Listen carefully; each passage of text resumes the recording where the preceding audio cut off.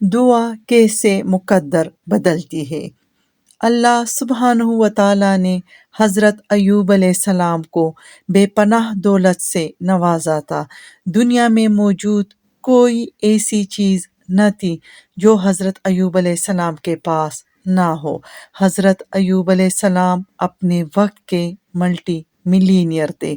پھر اللہ سبحانہ و تعالیٰ نے ان کو آزمایا، ان سے سب کچھ چھین لیا۔ ان کی بہت ساری اولاد تھی اور ساری ایک ساتھ فوت ہو گئی۔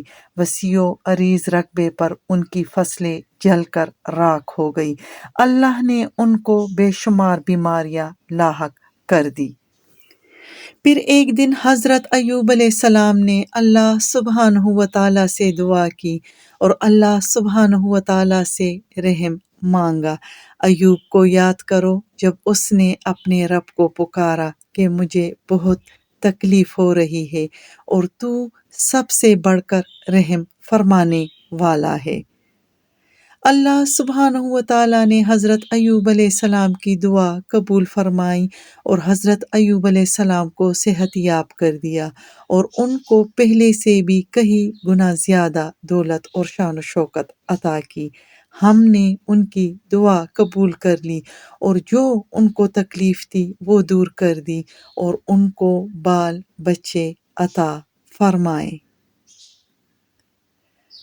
اس طرح اللہ سبحانہ و تعالیٰ نے قرآن پاک میں حضرت زکریا علیہ السلام کی بے بسی کا واقعہ ذکر فرمایا۔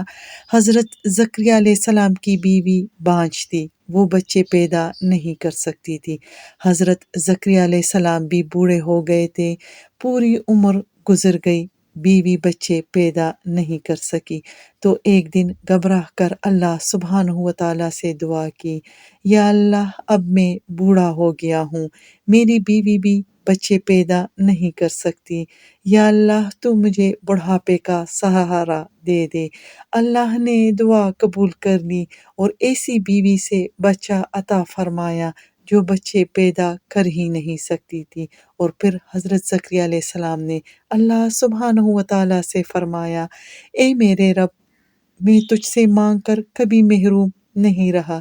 جب اس نے اپنے رب کو آہستہ سے پکارا اور کہا، اے میرے رب، میری ہڈیاں بڑھاپے کے سبب کمزور ہو گئی ہے اور سر بڑھاپے کی وجہ سے ہلنے لگا ہے، اور میں اپنے بعد اپنے بھائی بندوں سے ڈرتا ہوں اور میری بیوی بانجھ ہے، تو مجھے اپنے پاس سے ایک وارث عطا فرما۔ اے زکریا، ہم تجھے خوشی سناتے ہیں ایک لڑکے کی جن کا نام یحییٰ ہے۔ عرض کی، اے میرے رب، میرا لڑکا کہاں سے ہوگا؟ میری عورت تو بانجھ ہے اور میں بڑھاپے سے سوکھ جانے کی حالت کو پہنچ گیا ہوں۔ حکم ہوا اسی طرح ہوگا کہ مجھے یہ آسان ہے، میں پہلے تم کو بھی تو پیدا کر چکا ہوں اور تم کچھ چیز نہ تھے۔ پھر قرآن میں اللہ سبحانہ و تعالیٰ نے حضرت یونس علیہ السلام کا واقعہ ذکر فرمایا کہ جب وہ مچھلی کے پیٹ میں گئے تو بے بسی کا یہ عالم تھا کہ قرآن فرما رہا ہے کہ وہ 3 اندھیروں میں تھے، ایک رات کا اندھیرا، دوسرا سمندر کے نیچے گہرائی کا اندھیرا اور تیسرا مچھلی کے پیٹ کا اندھیرا۔ اور پھر حضرت یونس علیہ السلام نے بے بسی میں اللہ سبحانہ و تعالیٰ کو پکارا۔ اندھیرے میں اللہ سبحانہ و تعالیٰ کو پکارنے لگے کہ تیرے سوا کوئی معبود نہیں، تو پاک ہے، بے شک میں ہی قصوروار ہوں۔ اللہ سبحانہ و تعالیٰ فرما رہے ہیں، ہم نے یونس علیہ السلام کی کال کو آنسر کیا اور ان کو وہاں سے نکالا جہاں سے نکلنے کے سارے راستے بند تھے، تو ہم نے ان کی پکار سن لی اور ان کو غم سے نجات دے دی۔ میرے دوستو، اللہ سبحانہ و تعالیٰ نے یہ واقعات قرآن پاک میں اس لیے ذکر کیے کہ میرے بندوں مجھ سے کبھی نا امید نہ ہونا۔